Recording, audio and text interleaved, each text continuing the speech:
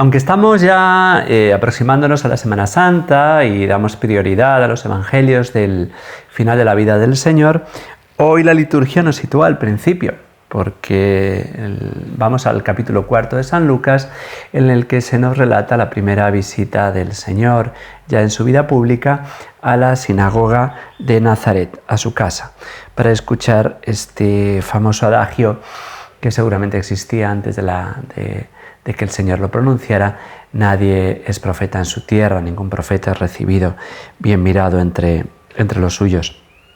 Y igual que Jesús va a vivir en Semana Santa este paso de la aclamación del pueblo, los ramos, hasta el grito popular crucificale, pues toda la vida del Señor ha sido así, y ahora vamos a ver en la sinagoga cómo lo reciben con curiosidad, con agrado, porque Jesús, aquel carpintero que marchó hacía poco tiempo a comenzar su ministerio y se había hecho famoso por sus primeros milagros, le reciben con agrado, pero en el final del discurso acaba con una rabia contra Jesús que les lleva a querer despeñarlo, cosa que no realizan porque en realidad no ha llegado su hora. El Señor no es una víctima inconsciente de a dónde se encamina. Nadie me quita la vida, va a decir, sino que yo soy el que la da. La sombra de la cruz se cierne, por lo tanto, sobre Jesús, en realidad ya desde el principio, desde el comienzo de su vida, ya en Belén, ya en Navidad, siempre acentuamos que se cierne la sombra de la cruz, desde el prólogo, en el cual nos dice San Juan que vino a los suyos y los suyos no le recibieron. Pues vamos viendo la soledad en Belén, como no hay sitio para ellos en la posada, y cómo Herodes viene a reclamar su corona, temiendo que el Señor se la quite, sin saber que es otro tipo de corona la que el Señor viene a reivindicar. Subrayamos en Navidad incluso que aunque a Jesús van a visitarle algunos de casa, en medio de esta soledad, pues vienen los anahuín, los pobres, los pastores, pero subrayamos que vienen los de fuera, los magos, que representan a la gentilidad, los que formarán la iglesia primitiva. La mayor parte de los primeros cristianos no van a ser aquellos de los cuales cabía una mayor acogida, como son los judíos, un pueblo preparado durante casi 2 milenios, y sin embargo son los paganos, aquellos de los cuales ya digo que no cabía esperar la acogida. Luego en la historia de la Iglesia se verá que es así, van a ser mucho más refractarios al Evangelio los judíos que los paganos de Grecia y de Roma. Esa va a ser la experiencia que va a tener San Pablo y que van a tener los primeros apóstoles, los predicadores. Son los paganos, los que vienen del paus, los del campo, no los de aquellos de los que cabía esperar una mayor receptividad por su mayor formación, por su mayor doctrina. Y ya digo, son estos los del paus, los del campo, los paganos, los que reciben al Señor. Luego serán los bárbaros, los que se bauticen. Tampoco cabía esperar mucho de los bárbaros. Y son también los inditos aquí en América, los pequeños, los pobres, los anahuim, los Juan Dieguitos, que reciben no las autoridades aztecas, mayas, incas, que están interesadas en mantener su poderío, sus abusos, su terror, pero los sencillos acogerán el Evangelio también aquí en esta tierra americana. Pues tras esta generación apóstata, que es la nuestra, nos preguntamos quiénes serán los que reciban el Evangelio, y cabe preguntarse si esta generación apóstata que rechaza al Señor a pesar de haberse formado en una cultura cristiana, muchos de ellos en colegios supuestamente católicos y universidades con nombre de católicos, y sin embargo pues varias veces dice el Señor que como veíamos el otro día con la piedra que desecharon los arquitectos, al final la herencia se le dará a otro pueblo. Pues cabe preguntarnos si la evangelización final, si el triunfo de Cristo vendrá a través de, de los musulmanes. Hay estudiosos de profecías que hablan de Fátima, que es el nombre de la hija de Mahoma. Si cabe esperar una conversión de los judíos ahora con este conflicto reciente de Ucrania, pues hay apariciones muy curiosas en esta tierra del este que siguen hablando de la conversión de Rusia.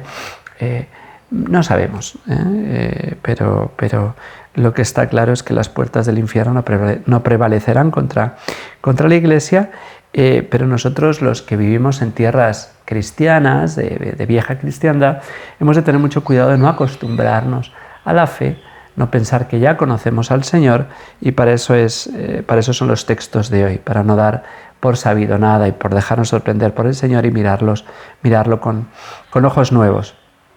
Hoy nos importa, meditando la liturgia de hoy, nos importa analizar si estamos abiertos a Cristo o nos hemos acostumbrado, para que no se pueda decir de nosotros ningún profeta es bien mirado en su tierra, porque ciertamente, como digo, esta generación apóstata no está recibiendo al Señor como Él se merece y como espera de nosotros.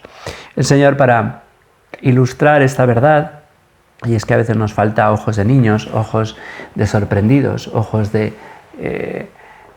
aquel que se deja admirar por la novedad de Cristo, de la salvación, pues dice el Señor, y este discurso es el que irrita a sus conciudadanos, a sus paisanos: en Israel había muchas viudas en tiempos de Elías, cuando estuvo cerrado el cielo, pero no fue enviado a esas viudas, sino a la de Sarepta, en Sidón, en tierra de los fenicios, en la costa norte de Palestina. Y muchos leprosos había en Israel en tiempos de Eliseo, y sin embargo solamente fue Naamán el sirio. Y lo confirma con los hechos. El que su pueblo no lo acoge, lo confirma con el hecho de que cuando predica esto lo quieren, como decía al principio, despeñar. Si no lo despeñan es porque no había llegado su hora, se abrió paso entre ellos y se alejaban. A mí este texto de Naamán el sirio, confieso que le tengo una especial predilección, lo uso mucho para hablar de los sacramentos, como esos 7 ríos, esos 7 baños de la salvación. En el capítulo 5 del segundo libro de los Reyes tenemos este episodio, este acontecimiento de Naamán el sirio.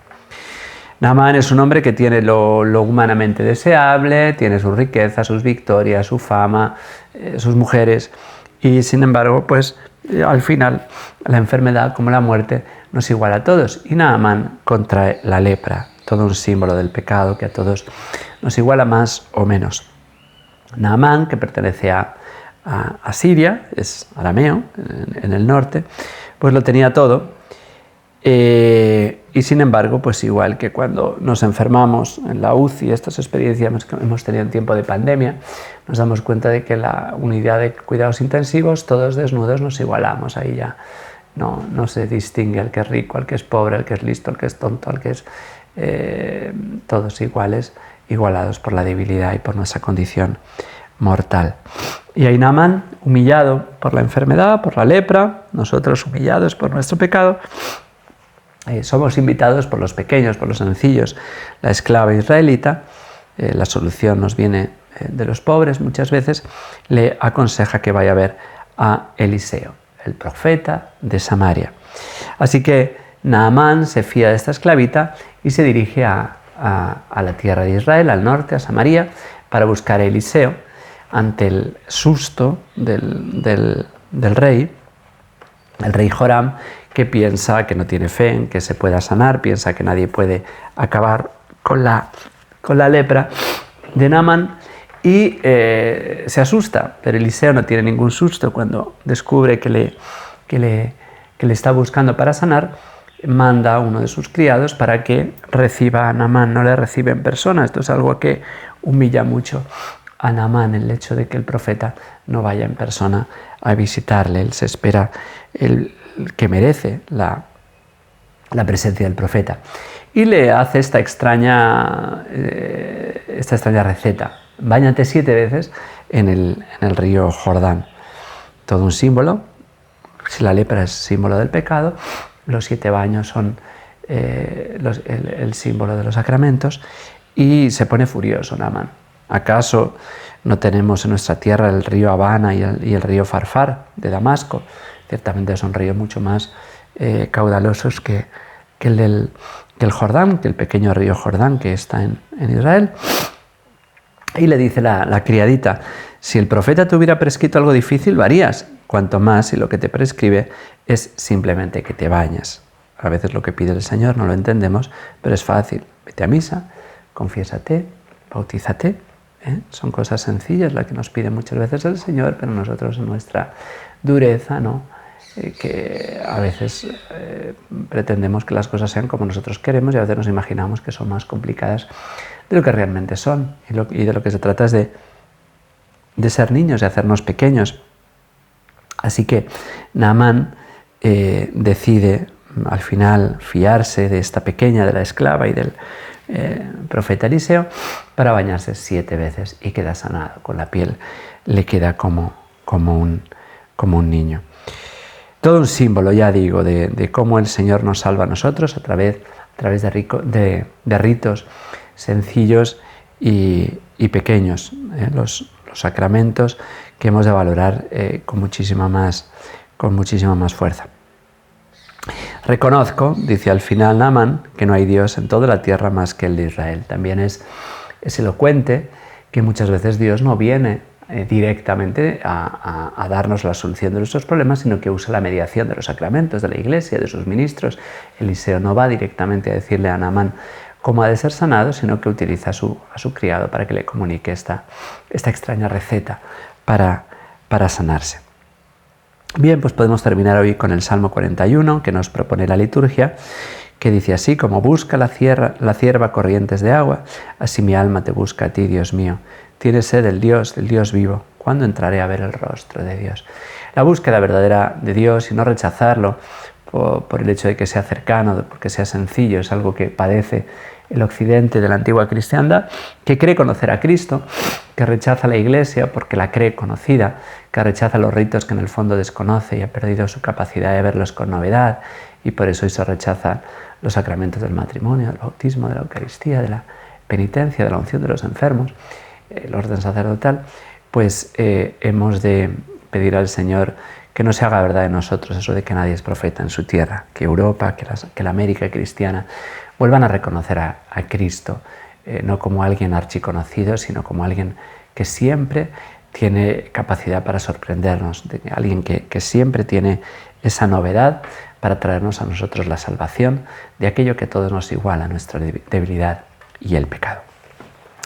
Que la bendición de Dios Todopoderoso, Padre, Hijo y Espíritu Santo descienda sobre ustedes y les acompañe siempre. Hasta mañana, si Dios quiere.